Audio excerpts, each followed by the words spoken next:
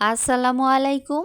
Hello everyone, welcome back to my channel. This is Marjia daily blog থেকে বলছি। কেমন আছেন সবাই? আশা করি সবাই ভালো আছেন। আমিও আল্লাহর রহমতে অনেক ভালো আছি। তো প্রতিদিনের মতো আজকেও একটি নতুন ডেইলি ব্লগ নিয়ে চলে আসলাম আপনাদের সামনে। তো ডেইলি ব্লগটা সকাল থেকেই শুরু করেছি। সকালের কাজ, খাওয়া দাওয়া, তারপর বিকেলবেলা ঘুরতে যাওয়া, সব কিছু মিলেই আজকের ডেইলি ব্লগটা। তো সারাদিন তো অনেক কাজ করা হয়, তারপরে অনেক খাওয়া দাওয়া হয়, অনেক ঘোরাফেরা হয়। তো আমার তো ঘুরতে ভীষণ ভালো লাগে। প্রতিদিন বিকেলবেলা হলেই বের হয়ে যাই ফ্রেন্ডদের সাথে। তো ভীষণ ভালো একটা সময় কাটে। এর মধ্যে তো প্রচুর ব্যস্ততার মাঝে সময়টা কাটে। তো আমার হচ্ছে একদম অবসর নেই। আমি সেই সকাল থেকে রাত পর্যন্ত ভীষণ ব্যস্ত একটা মানুষ। তো যাই হোক, সকালবেলা ঘুম থেকে উঠে আগে নাস্তা করে নিলাম, যেহেতু শীতকাল।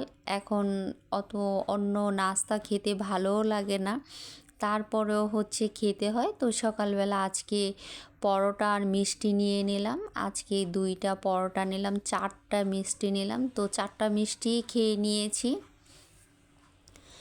তো নাস্তা করার পরে হচ্ছে একটুখানি একটা ড্রেস নিয়েছি কাজ করার জন্যে। তো এটা হচ্ছে আমি পাথর লাগিয়েছিলাম, আর এটা এত পরিমাণ কষ্ট হচ্ছিল, অনেক সময়ের ব্যাপার। এত ছোট ছোট পাথর দেওয়াটা তো খুবই কষ্টকর, তারপরও শখের জিনিস করতে হবে। আর আমি খুব সুন্দর হাতের কাজ করতে পারি, অনেক ধরনের কাজ পারি। আমি হচ্ছে এপ্লিক, তারপরে হচ্ছে কারচুপি, বিভিন্ন ধরনের সুতার কাজ, সব ধরনের, তারপরে ব্লক, বাটিক, স্ক্রিন প্রিন্ট, এগুলো সবই আমি করতে পারি। তো মাঝে মাঝে আমার যখন ইচ্ছে হয় যে একটা একটু গর্জিয়াস ড্রেস করব, তখন আমি নিজেই এই কাজগুলো করে ফেলি। তো আমার কাছে ভালো লাগে।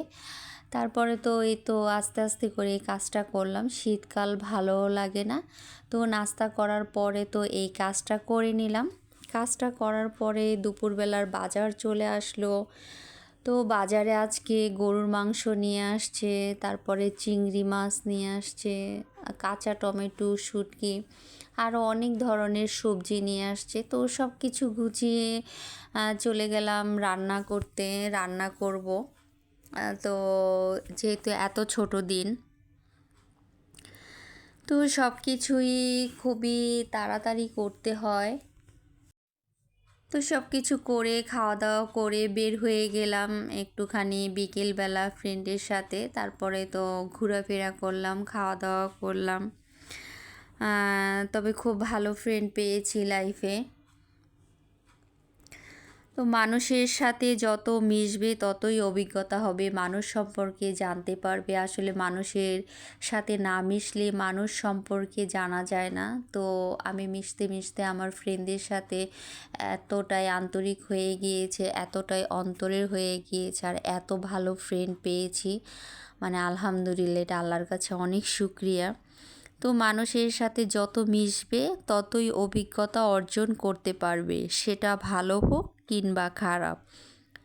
মুখ আর মুখোশের মধ্যে পার্থক্য বুঝে গেলেই মানুষ একা হয়ে যায়। জীবনে প্রতিটা ক্ষেত্রে মায়া ত্যাগ করতে হয়, আবেগকে বিসর্জন দিতে হয়, তবেই ভালো থাকা যায়। ভালো থাকতে গেলে ইগনোর করা শিখতে হয়, তর্কে না গিয়ে চুপ থাকা শিখতে হয়। কারণ সবাইকে খুশি করার দায়িত্ব নিলে তুমি পৃথিবীতে আসনি। নিজেকে ভালোবাসো শুধু শুরু থেকে শেষ অগাধি, কারণ তুমি শুধু তোমার পাশে থাকবে, বাকি সবাই আসবে যাবে তোমার শ্বাস প্রশ্বাসের মতো। জল কিন্তু একই, তাও তার সঙ্গীর কারণে এত পার্থক্য হয়। তাই তো বলা হয় সৎসঙ্গে স্বর্গবাস আর অসৎসঙ্গে সর্বনাশ। অতএব ভালো মানুষের সাথে চলার চেষ্টা করো, তুমিও ভালো পথে থাকবে। গাছের যত্ন না নিলে যেমন গাছ মরে যায়, তেমনভাবেই সম্পর্কের যত্ন না নিলেও সম্পর্ক বেশি দূর যায় না। তাই সব সম্পর্ককেই যত্ন করতে হয়, আগলে রাখতে হয়। কাউকে যদি ভালোবাসো চিরদিন, আর সবটা দিয়ে। আর যদি না বাসো, বেসো না কোনো দিন। দুঃসময় এলেই মুখোশের আড়ালের মানুষগুলো চেনা যায়। আত্মসম্মানের থেকে বড় আর কিছুই নেই। কেউ তোমাকে একবারের জন্য ছোট করলে তাকে চিনে রেখো এবং তার কাছ থেকে দূরে সরে যাও, কারণ প্রশ্রয় পেলে একই কাজ বারবার করবে। একদিন সময়ের চাকা ঘুরবে, সেদিন তুমি আজকের এই দিনটি মনে রাখবে। দেরিতে হলেও নিজের পায়ে দাঁড়াও, কারণ মানুষ সবার শেষে তোমার যোগ্যতাটাই জিজ্ঞাসা করবে। কখনো ভেঙে পড়ো না। পৃথিবীতে যা কিছু হারিয়ে যায় অন্য কোনো রূপে, সেটা ঠিকই আবার ফিরে আসে জীবনে, শুধু একটু সময়ের অপেক্ষা। তাই সব সময় নিজের মন, নিজের বিবেক যেটা বলে সেটাই করা উচিত। অন্য কারো বুদ্ধিতে, অন্য কারো বিবেকে কখনোই চলা উচিত নয়। সফলতার সিঁড়ি মানুষ তখনই খুঁজে পায় যখন নিজেকে স্থিরভাবে চলাতে সাহায্য করে। জীবনে অনেক মানুষ আসবে যাবে, কিন্তু ভালো মানুষগুলো যদি একবার জীবন থেকে চলে যায়, সে আর কখনো ফিরে আসে না। তাই সময় থাকতে সেই মানুষগুলোকে ভালোবাসুন যারা আপনাকে ভালোবাসে। তো কথা বলতে বলতে তো সব কিছু কেটে নিলাম। আমি গিয়ে লাউটাকে কেটে নিলাম, আর এর মধ্যে ধুন্দুল কেটেছিলাম। যেহেতু শীতকাল, আসলে গ্যাস ওইভাবে থাকে না, কমে যায়। তো আস্তে আস্তে 3টা বেজে যায়, আর 3টা বাজে তো অলরেডি খাবারের সময় পার হয়ে যায়। তো গরুর মাংসটা কেটে আমি ধুয়ে দিলাম, তারপরে লাউটা কেটে দিলাম, চিংড়ি মাছটা কেটে দিলাম, আর এর মধ্যে মা লাউ চিংড়ি বসিয়ে দিল। তারপরে আমি গরুর মাংসটা বসিয়ে দিলাম। তো অলরেডি রান্না হয়ে গিয়েছে, আর কাঁচা টমেটো দিয়ে শুটকি দিয়ে খেতে ভীষণ ইচ্ছে করছে। এটা কিন্তু অনেক মজার একটা খাবার। তো ওটা রান্না করেছে, আর রাতের বেলা রুই মাছ রান্না করেছিল। তো খাওয়ার পরে 1 পিস রুই মাছ রয়ে গিয়েছে, তো ওইটাই আবার নিয়ে নিলাম। আর সব কিছু হওয়ার পরে শুটকি তরকারিটা হয়নি, তো রান্না করতে করতে ওটাও হয়ে গিয়েছে। আর এর মধ্যে একদম কাটায় কাটায় 2টা 25 বেজে গিয়েছে। তো এটা দিয়ে খেয়ে নিলাম, আর বাকি তরকারি রেখে দিলাম। ধুন্দুল নিয়েছিল রান্না করার জন্যে, তো আর রান্না করেনি। মা বলছে এটা দিয়ে খেয়ে নাও, পরে রাতের বেলা রান্না হবে। তো এগুলো যখন রান্না করলে আমি একটুখানি পরিবেশন করে নিলাম, তারপর তো খেতে বসে গেলাম। অনেক ক্ষুধা লেগেছিল। তো খাওয়া দাওয়ার পরে একটুখানি বসলাম। এর মধ্যে কিন্তু আপুদের ভিডিও তো আছেই।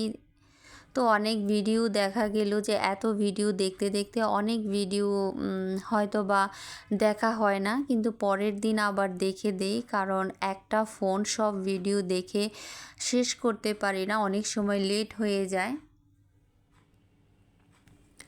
তো তারপরেও তো আপুদের ভিডিও দেখে দেই, হয়তো বা কখনো কারো ভিডিও একদিন লেট হয়ে যায়। তো যাই হোক, রেডি হয়ে গেলাম। রেডি হওয়ার পর আমার ফ্রেন্ডও বলতেছে যে কী ব্যাপার, বের হও না কেন এখনও। তো বের হয়ে গেলাম। বের হওয়ার পরে তো আমরা ঘোরাফেরা করলাম। তো ঘোরাফেরা করার পরে আমাদের বাসার পাশেই এখানে খুব সুন্দর একটা কফি শপ আছে, তো ওখানে বসলাম। তো আমি আরও অনেক দুষ্টুমি করছিলাম, আমি ওর ভিডিও করছিলাম। তখন ও আবার বলতেছে আমিও তাহলে করব, ওর ফোন দিয়ে করছিল। তো খাবারের অর্ডার দিলাম, আর অলরেডি খাবার চলে এসেছে। আর এর মধ্যে বাহিরেও খেয়েছি। তো এত পরিমাণ ঠান্ডা লাগছিল বুঝতেই পারিনি এত বাতাস আর এত ঠান্ডা লাগবে।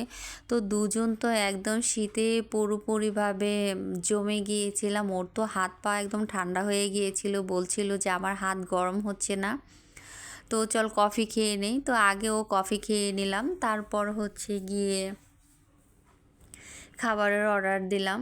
তো অনেক সময় আড্ডা দেওয়ার পর বাসায় ফিরতে ফিরতে একদম প্রায় 8:30 বেজে গিয়েছিল।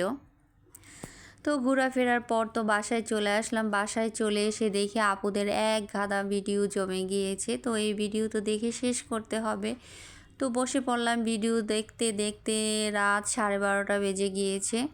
তো কি আর করা, এত পরিমাণ মানে প্যারা একটা ভিডিও দেখা।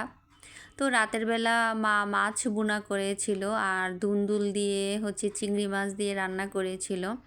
তো আমি কি করলাম, এত পরিমাণ খাবার খেয়েছি, আবার খাবার না খেয়েও ঘুমাতে পারছিলাম না। তো কি করব বুঝে উঠতে পারছিলাম না। তো আমি 2 পিস মাছ নিয়ে নিলাম, যে রাতের বেলা এই 2 পিস মাছ খেয়ে নেই, যেহেতু ক্ষুধা তো লাগবেই। তো এই মাছটাই খেয়ে নিলাম আর ভাত খাইনি।